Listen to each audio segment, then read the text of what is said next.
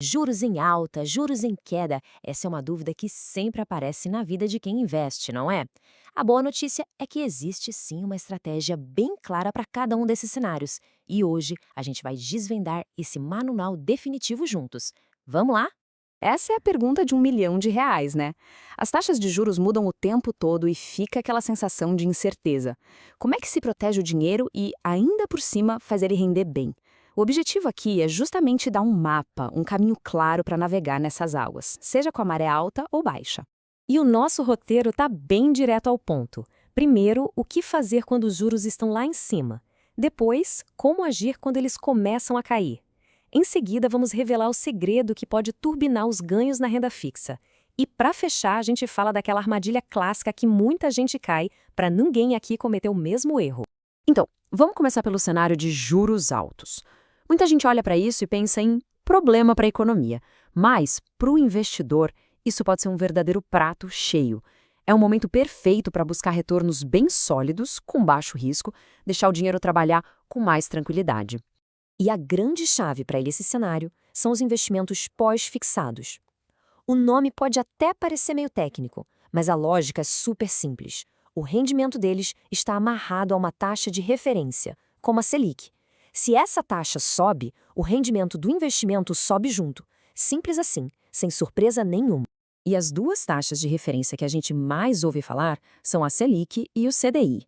Bom, a Selic é a taxa básica de juros, a principal, definida pelo Banco Central. Já o CDI é a taxa que os bancos usam entre eles, mas, na prática, o CDI anda coladinho na Selic. Então, para quem investe, o resultado final das duas é quase o mesmo.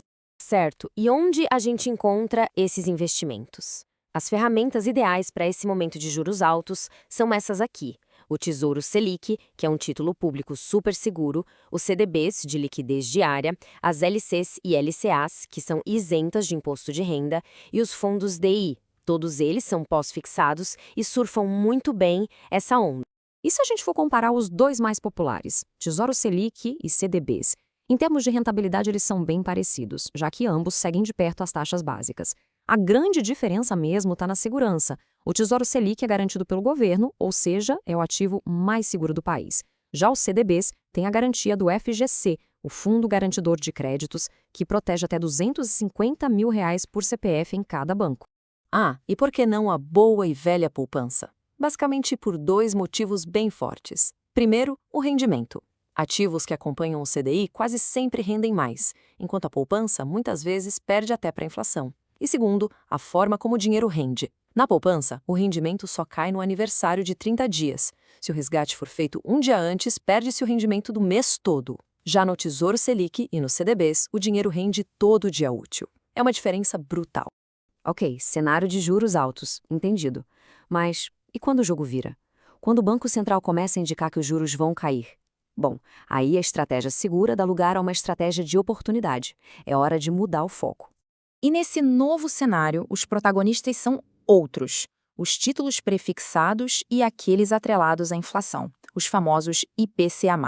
O comportamento deles é bem diferente, e é justamente aí que pode estar a chance de ter ganhos bem maiores. Um título pré-fixado, como o próprio nome já diz, tem a taxa definida na hora da compra.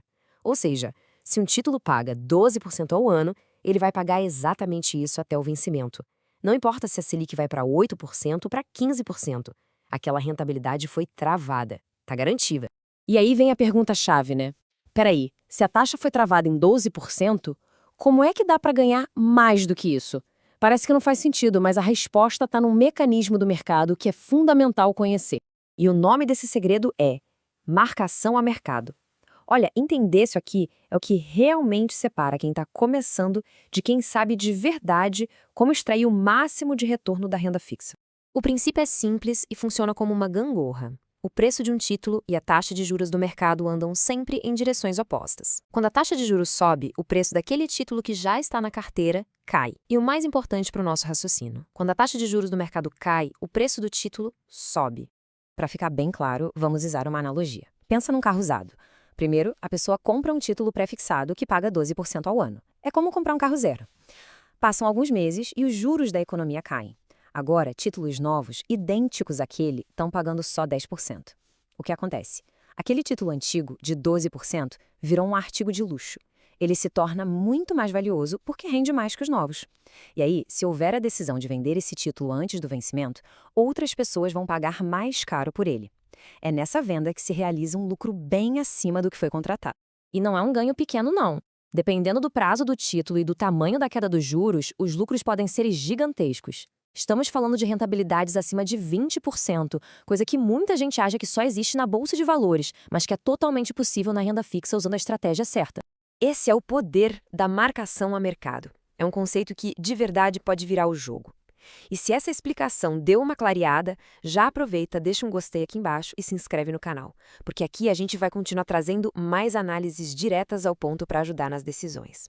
Mas assim como a marcação ao mercado pode gerar ganhos, ela também pode ser uma armadilha perigosa se não for bem entendida. E agora a gente vai falar do erro mais comum que as pessoas cometem e que pode transformar um ganho em prejuízo. Vamos imaginar o cenário contrário. Os juros subiram.